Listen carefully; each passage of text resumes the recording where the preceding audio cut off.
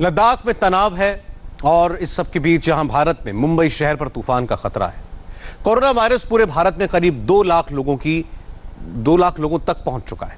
इस पूरे संकट के बीच आपको 10 मिनट के लिए प्रधानमंत्री मोदी की बातें सुनाते हैं।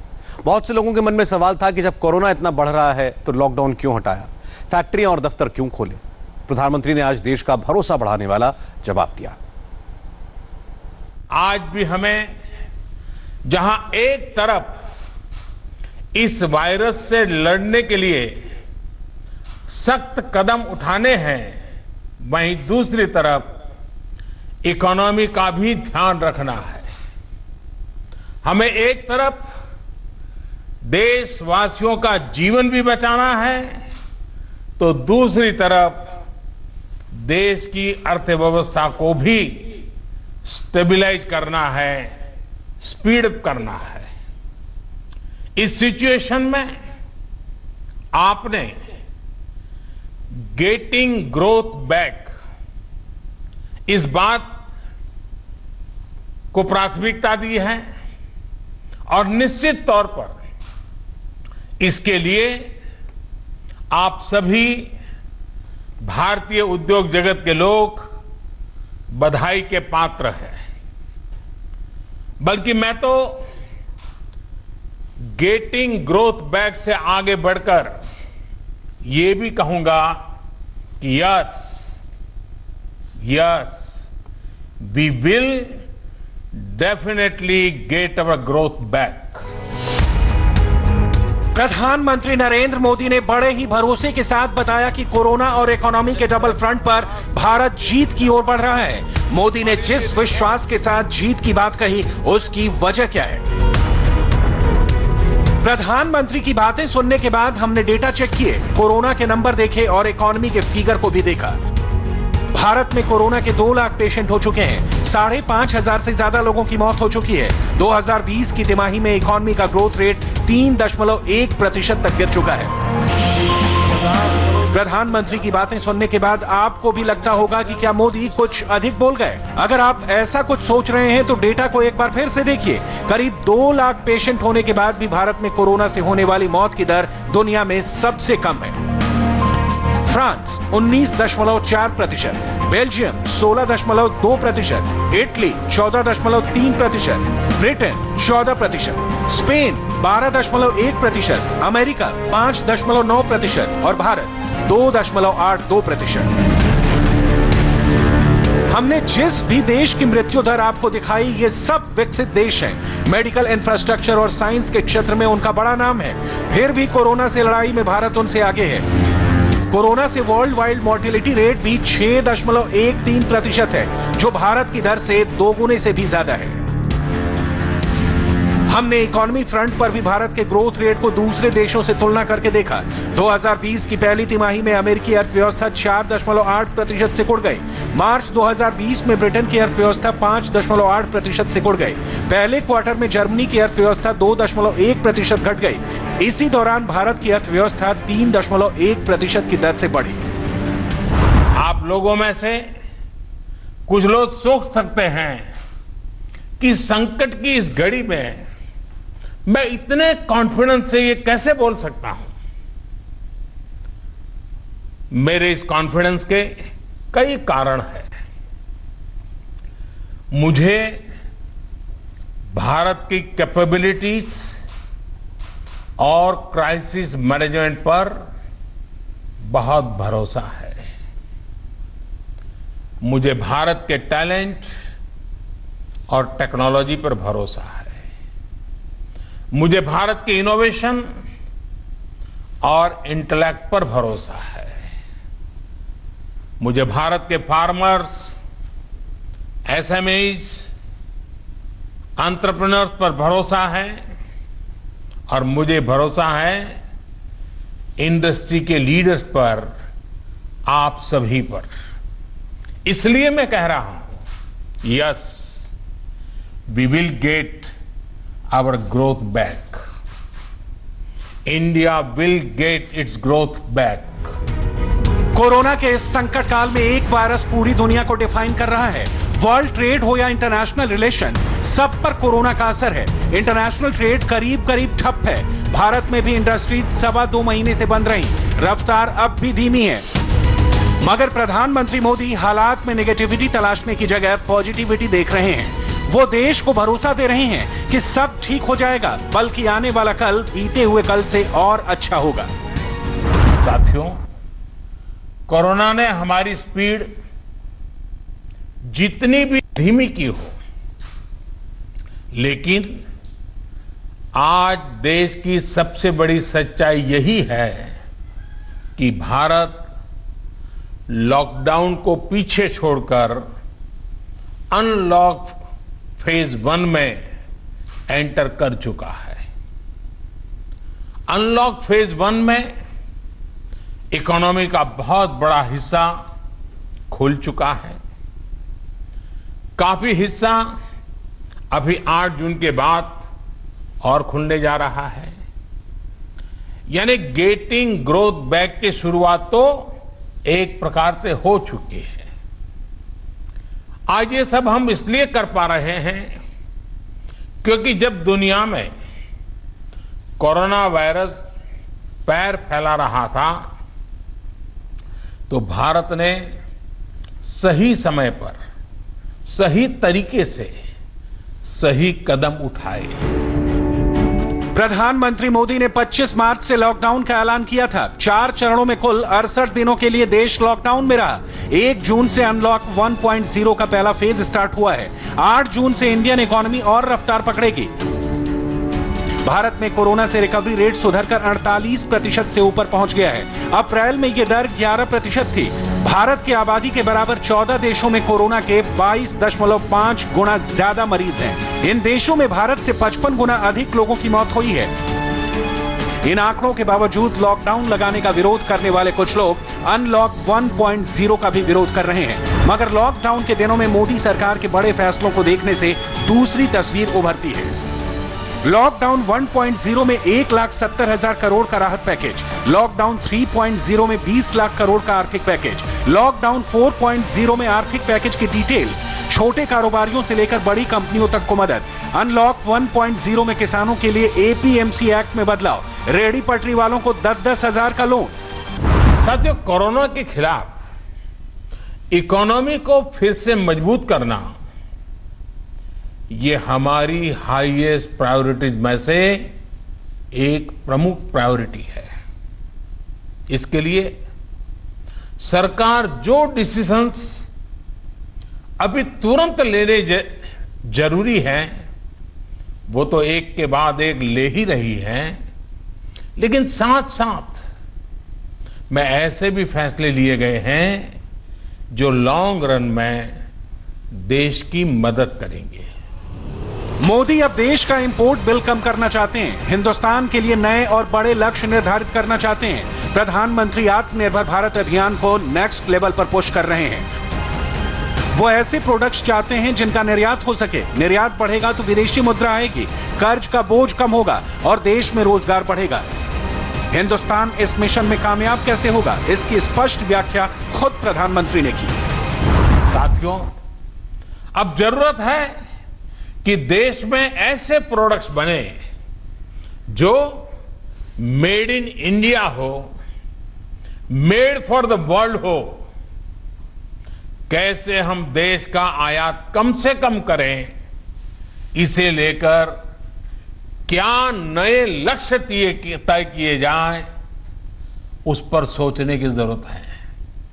हमें तमाम सेक्टर्स में प्रोडक्टिविटी बढ़ाने के लिए अपने टारगेट तय करने ही होंगे। यही संदेश मैं आज इंडस्ट्री को देना चाहता हूं। कोरोना संकट से पहले चीन दुनिया का मैन्युफैक्चरिंग हब हुआ करता था। कोरोना के कारण चीन पर दुनिया का भरोसा कम हुआ है, तो प्रधानमंत्री इसमें भारत के लिए बड़ा अवसर देख रहे हैं। ग्लोबल सप्लाई चेन में वो लोकल सप्लाई चेन की जगह बनाना चाहते हैं जो आत्मनिर्भर भारत अभियान का हिस्सा होगा। प्रधानमंत्री कह रहे हैं वायरस को भगाना है और इकोनॉमी भी सुधारनी है, लेकिन ये तभी पॉसिबल है जब हम कोरोना की रफ्तार को रोकें। लेकिन मुश्किल यह है कि दिल्ली और मुंबई जैसे 2 बड़े शहरों में कोरोना बिल्कुल बेकाबू है। महाराष्ट्र में 70,000 से ज्यादा लोग संक्रमित हो चुके हैं, जिसमें 60% सिर्फ मुंबई में है। मुंबई के हालात इतने सीरियस क्यों हैं और कोरोना इतना बेकाबू क्यों है, उसे समझना है तो पूरे फैक्ट्स और प्रूफ के साथ देखिए ये रिपोर्ट।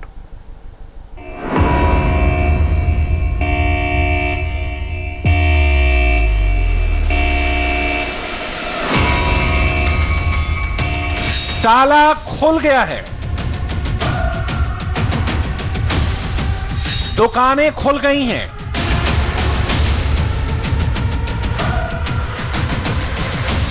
दफ्तर भी खुल गए हैं। देश में बाकी के सब शहर ठीक ठाक चल रहे हैं, लेकिन मुंबई सबसे ज्यादा प्रॉब्लम में है। ऐसा हम क्यों कह रहे हैं? उसकी वजह है पिछले 5 दिनों का ये डेटा। इस डेटा को देखिए, फिर आप समझ पाएंगे कि हम ऐसा क्यों कह रहे हैं। 28 मई को 1467 केस आए, 38 मौत हुई। 29 मई को 2682 केस आए, 116 मौत हुई। 30 मई को 1510 केस आए, 54 मौत हुई। 31 मई को 1244 केस आए, 52 मौत हुई। 1 जून को 1319 केस आए, 40 मौत हुई। सबसे बुरा हाल महाराष्ट्र का है। हिंदुस्तान में सबसे ज्यादा मरीज इसी राज्य में हैं। 60% से ज्यादा मरीज तो सिर्फ मुंबई से ही हैं। टोटल 67,000 से ज्यादा मरीज महाराष्ट्र में हैं और 2200 से ज्यादा लोगों की मौत हो चुकी है। मुंबई के हालात बेकाबू क्यों हैं? क्यों आउट ऑफ कंट्रोल है मुंबई? इसकी रियल पिक्चर पूरे फैक्ट के साथ बताएंगे। इसको समझने के लिए पिछले 7 दिनों का एक डेटा और आया है, जिसमें पूरे 24 वार्ड की ग्राउंड रिपोर्ट है जो सुपर सेंसिटिव है इन्फेक्शन में। नंबर 1 पर जी नॉर्थ वार्ड है, जिसमें धारावी, दादर, माहिम, माटुंगा, शिवाजी पार्क इलाके आते हैं। यहां अब तक कुल 3127 केस मिल चुके हैं। नंबर 2 पर एल वार्ड है, जिसमें कुर्ला, साकीनाका, बैल बाजार इलाका शामिल है। यहां से 2726 केस पाए गए हैं। नंबर 3 पर एफ नॉर्थ वार्ड है, जिसमें एंटॉप हिल, वडाला, सायन, माटुंगा, सायन, कोलीवाड़ा, इन इलाकों से 2684 केस मिले हैं। नंबर 4 पर ई वार्ड है, जिसमें मदनपुरा, नागपाड़ा, भिंडी बाजार, भाईखाला इलाका आता है, जिसमें 2478 केस हैं। नंबर 5 पर KW वार्ड के वेस्ट वार्ड है, जिसमें लोखंडवाला, ओसीवाड़ा, बरसोआ, जुहू, अंधेरी वेस्ट और जुहू गली डोंगर, यहां से 2430 केस रजिस्टर किए गए हैं। 24 में से इनको मिलाकर कुल 13 वार्ड सुपर सेंसिटिव हैं, जहां 2000 से ज्यादा के केस हैं। 6 वार्ड जहां 1000 से ज्यादा केस, 3 इलाके जहां 500 केस हैं, 2 इलाके जहां 500 से कम केस हैं। हमारा मकसद इन्फेक्शन के इस स्टैटिक्स को समझाने के सिर्फ ये है कि गंभीरता को समझिए और कोरोना को अभी हल्के में मत लीजिए। मुंबई में सबसे ज्यादा फिक्र अब इन इलाकों की है जो सुपर स्पॉट बनने की तरफ तेजी से बढ़ रहे हैं। इसको समझने के लिए इस डेटा पर नजर डालनी होगी। पिछले 7 दिन की रिपोर्ट बता रही है कि मुंबई में संक्रमण की रफ्तार एवरेज 3.68% है, जिसमें सबसे ज्यादा चैलेंज ये 7 वार्ड हैं जो सबसे ज्यादा फिक्र में डालने वाले हैं। नंबर 1 RNR नॉर्थ, जहां संक्रमण की रफ्तार 8.1% डेली एवरेज है, जिसमें Dahisar east, Dahisar west. Number 2 PNP north, जहां एवरेज संक्रमण 6.9% है, जिसमें मलाड ईस्ट और वेस्ट। नंबर 3 RS वार्ड, यहां संक्रमण 5.9% की स्पीड से बढ़ रहा है, जिसमें कांदीवली ईस्ट और वेस्ट है। नंबर 4 S वार्ड, यहां एवरेज रफ्तार 5.7% की है, इसमें मुलुंड ईस्ट, वेस्ट इलाके आते हैं। नंबर 5 RC वार्ड में संक्रमण 5.6% की रफ्तार से बढ़ रहा है, जिसमें बोरीवली ईस्ट और वेस्ट इलाका आता है। नंबर 6 N वार्ड में एवरेज संक्रमण 5.5% है, जिसमें घाटकोपर ईस्ट, वेस्ट इलाका शामिल है। इन आंकड़ों को दिखाने का सिर्फ एक मकसद है कि आप इसे देखें और समझें कि हालात किस पोजीशन पर पहुंच गए हैं, और इसको रोकने की हमारी जिम्मेदारी और बढ़ गई है। जब ये डेटा आया तो हमने इन आंकड़ों की इन्वेस्टिगेशन खुद ग्राउंड जीरो पर उतर कर की और जानने की कोशिश की कि मुंबई में संक्रमण इतना बेलगाम क्यों है। मुंबई के 3 इलाकों धारावी, मलाड, परेल से हमारे रिपोर्टर्स ने तैयार की है ये रिपोर्ट। मुंबई का सुपर हॉटस्पॉट धारावी है, एशिया का सबसे बड़ा स्लम एरिया। यहां अब तक 2000 से ज्यादा संक्रमित मिले हैं और 70 से ज्यादा लोगों की मौत हो चुकी है। हालात काबू में नहीं है, अनलॉक 1 शुरू हो गया है, लेकिन रियल पिक्चर क्या है, संवाददाता जयप्रकाश सिंह ने ग्राउंड जीरो से बताई है, जो कई सवाल खड़े कर रही है। धारावी जो मुंबई ही नहीं बल्कि देश का सबसे बड़ा हॉटस्पॉट है, सबसे बड़ा कंटेनमेंट जोन है और इस रेड जोन में क्या स्थिति है अनलॉक 1 में, ये हम आपको दिखाते हैं। आप देख सकते हैं कि अनलॉक 1 का आज पहला दिन है और आज किस तरीके से लोग धारावी में बड़ी संख्या में सड़कों पर उतरे हुए हैं। कोरोना क्यों बढ़ रहा है उसका एक कारण यहाँ पर आप देख सकते हैं कि बाईं तरफ आप देख सकते हैं परिवार जो है वो सड़कों पर बैठा हुआ है। पुलिस लोगों को रोक रही है, पुलिस लोगों की गाड़ियों को रुका रही है, लोगों के लाइसेंस को चेक कर रही है, लेकिन बड़ी संख्या में गाड़ियां सड़कों पर आई हैं। ऐसा लग रहा है कि पूरा लॉकडाउन खुल चुका है, कोविड-19 का जो समय है वो खत्म हो चुका है, कोरोना जा चुका है।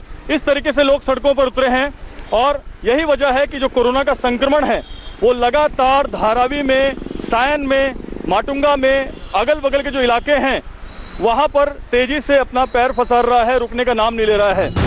India TV reporters ground zero पर पहुंचकर उन सवालों को तलाश रहे थे जो 67,000 से ज्यादा वायरस के फैलने के जिम्मेदार थे।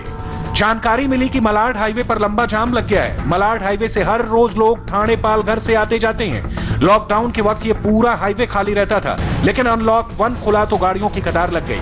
महाराष्ट्र सरकार ने अनलॉक 1 में भी कोरोना पर नियम बनाए हैं, लेकिन यहाँ अब सरेआम नियम की धज्जियां उड़ रही थी। इस वक्त हमें मुंबई के वेस्टर्न एक्सप्रेस हाईवे स्थित मलाड इलाके में और यहाँ पर गाड़ियों की कितनी लंबी कतार लगी है वो मैं आपको दिखाना चाहूंगा। साथ ही में आप देखिए किस तरह से यहाँ पर अनलॉक 1 के नियमों का उल्लंघन किया जा रहा है। 2 व्हीलर पर सिर्फ एक व्यक्ति अलाउड है, लेकिन यहाँ पर देखिए किस तरह से 2 व्हीलर पर 2-2 लोग सफर कर रहे हैं। गाड़ियों की लंबी कतार है, ट्रैफिक जाम यहाँ पर हुआ है।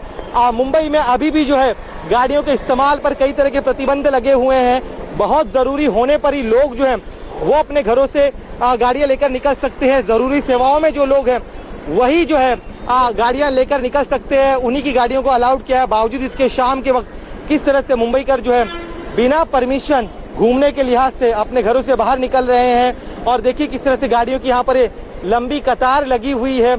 इन्हीं तमाम गलतियों की वजह से मुंबई में जो है लगातार कोरोना का संक्रमण बढ़ रहा है। पुलिस ने बैरिकेडिंग की है, बावजूद इसके लोग जो है सरेआम उल्लंघन कर रहे हैं। 2-2 लोग जो है एक 2 व्हीलर में जा रहे हैं और इनके कई लोगों के पास वैलिड पास भी नहीं है, बावजूद इसके वो सफर कर रहे हैं। तो इन्हीं लोगों पर कड़ी कार्रवाई करने की मांग जो है वो उठ रही है। इन चंद लोगों की वजह से मुंबई के न जाने कितने सारे लोग जो है वो कोरोना की चपेट में आ रहे हैं और इसीलिए सरकार लगातार गुजारिश करे कि लोग अपनी जिम्मेदारियों को समझे। यह उस शहर की तस्वीर है जहां सबसे ज्यादा संक्रमण फैला है। 1300 के करीब लोगों की मौत हो चुकी है। थोड़ी राहत की बात महाराष्ट्र सरकार ने 3 जून से की थी, लेकिन लोग मानने को तैयार नहीं हैं। कोरोना के साथ कैसा मजाक किया जा रहा है, उसकी परेशान करने वाली एक तस्वीर सेंट्रल मुंबई के परेल से हमारे संवाददाता राजेश कुमार को दिखी। इस रिपोर्ट को देखिए, तब पता चलेगा कि मुंबई के हालात इतने खतरनाक पोजीशन पर कैसे और क्यों पहुंचे। मुंबई के परेल इलाके में हूं मैं और मेरे पीछे जो तस्वीर है वो लॉकडाउन की तो बिल्कुल नहीं हो सकती, क्योंकि जिस तरीके से ट्रैफिक जैम इस जगह पे लगा है या ट्रैफिक मूवमेंट इस जगह पे है, ऐसा लग रहा है कोई आम दिन हो, लॉकडाउन हो ही ना शहर में। यही वजह है कि मुंबई में लगातार मौत के आंकड़े भी बढ़ रहे हैं और साथ में पॉजिटिव पेशेंट्स की, पॉजिटिव मरीजों की संख्या भी बढ़ रही है। 40,000 के करीब में मुंबई में पॉजिटिव पेशेंट जो हैं वो हो गए हैं। साथ ही मौत का आंकड़ा 1300 के करीब पहुंच रहा है। लेकिन आप मुंबई की सड़कों पे निकल जाएंगे, कई ऐसे इलाके हैं जहां आपको गाड़ियां ही गाड़ियां दिखेंगी, लोग आपको फुटपाथ पर चलते हुए नजर आएंगे। और ये इस बड़ी वजह है कि यहाँ पर कोरोना पर रोकथाम नहीं लग पाने की ये बड़ी वजह है, क्योंकि लॉकडाउन का पालन करते हुए लोग मुंबई में बहुत ज़्यादा नहीं दिखते हैं। अनलॉक 1 की अभी सिर्फ घोषणा हुई है। 3 जून से यहाँ पर थोड़ी बहुत छूट देने की बात महाराष्ट्र सरकार ने कही है, लेकिन उसके पहले ही आप मुंबई के कई इलाकों में जाएंगे तो इसी तरीके से आपको ट्रैफिक जैम जो है वो देखने को मिलेगा, ट्रैफिक मूवमेंट देखने को मिलेगा। मैं आपको अगर ट्रैफिक पुलिस वाले को यहाँ पे दिखाऊं तो इतना परेशान वो आम दिनों में भी नहीं होता, लेकिन लॉकडाउन के वक्त में भी ड्यूटी पूरे जज्बे के साथ और पूरे तो मुस्तैदी के साथ करनी पड़ रही है, क्योंकि लोग ज्यादा संख्या में बाहर आ रहे हैं। और ये बड़ी वजह है कि मुंबई में कोरोना पर लगाम नहीं लग पा रही है। कोरोना के सबसे ज्यादा मरीजों का संकट झेल रही मुंबई के सामने 100 साल में सबसे भयानक तूफान का खतरा भी मंडरा रहा है। इस खतरे को देखते हुए प्रधानमंत्री ने खुद महाराष्ट्र के मुख्यमंत्री उद्धव ठाकरे को फोन करके राहत और बचाव के काम का पूरा जायजा लिया। अगले 12 घंटों में अरब सागर से उठा यह सुपर साइक्लोन पश्चिमी तट से टकराने वाला है। इसकी वजह से पूरे इलाके में तेज हवाएं और भारी बारिश अभी से शुरू हो चुकी है। महाराष्ट्र से लेकर गुजरात तक कहां क्या हालात हैं अभी के, देखिए महा तूफान के रेड जोन से हमारी ये स्पेशल रिपोर्ट।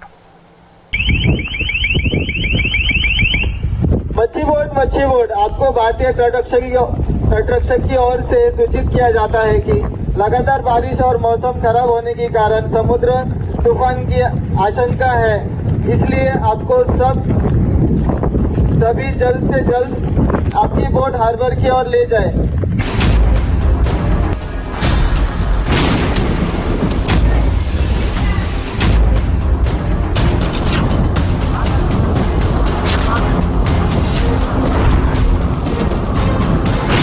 जून के महीने में सुपर साइक्लोन का सायरन मुंबई पर ऐसी तूफानी आफत की आहट 100 साल बाद सुनाई दे रही है।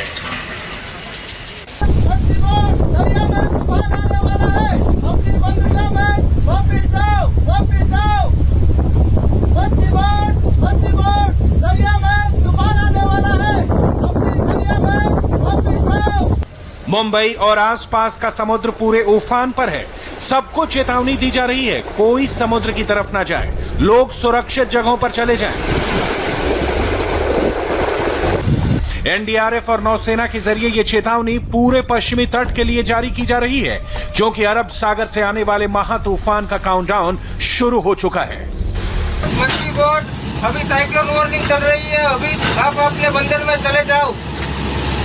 मच्छी बोट અત્યારે વાવાઝોડાની આગાહી છે, તમે તમારા બંદર की तरफ 120 किलोमीटर प्रति घंटा की रफ्तार से आने वाला है अरब सागर से सुपर साइक्लोन निसर्ग।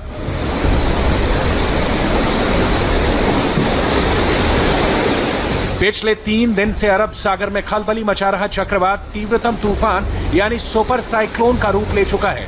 अगले 12 घंटे में निसर्ग देश के पश्चिमी तट से टकराने वाला है।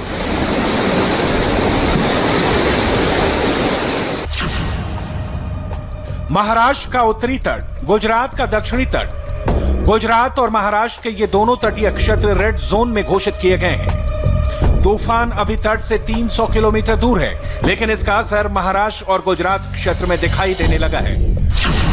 नॉर्थ महाराष्ट्र और साउथ गुजरात का जो ये वलसाड़ का इलाका है, उसके बीच में से लैंडफॉल करते हुए निकलेगा। बताया जा रहा है कि 3 तारीख को सुबह 6 बजे के बाद कभी भी ये लैंडफॉल कर सकता है और उस वक्त जो तूफान है उसकी तीव्रता करीब 100 से 110 किलोमीटर होगी और 120 किलोमीटर प्रति घंटे की रफ्तार से भी हवाएं जो हैं वो गस्टिंग कर सकती हैं।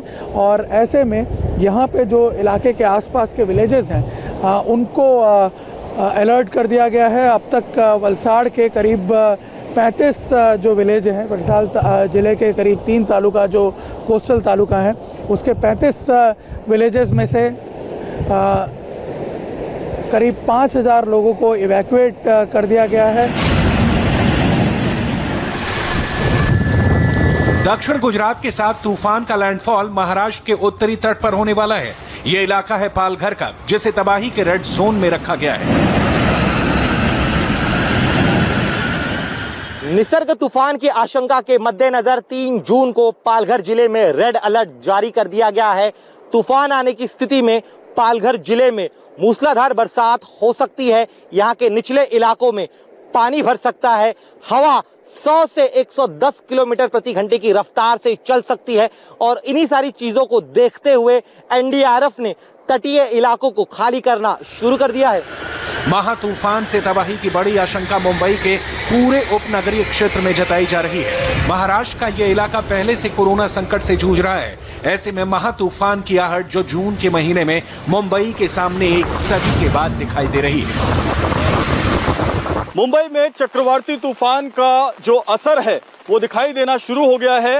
मुंबई में तेज बारिश शुरू हो गई है। हम कुलाबा के बधवार पार्क में आए हैं और बधवार पार्क में यहाँ पर हम दिखा सकते हैं आपको कि जितने भी फिशिंग बोट हैं उन सब को किनारों पर लगा दिया गया है। फिशिंग बोट कोई भी समुद्र के अंदर नहीं गई है। कल रात से ही पुलिस लगातार अनाउंसमेंट कर रही है और लगातार पुलिस जो है मछुआरों को समुद्र के अंदर न जाने की चेतावनी दे रही है।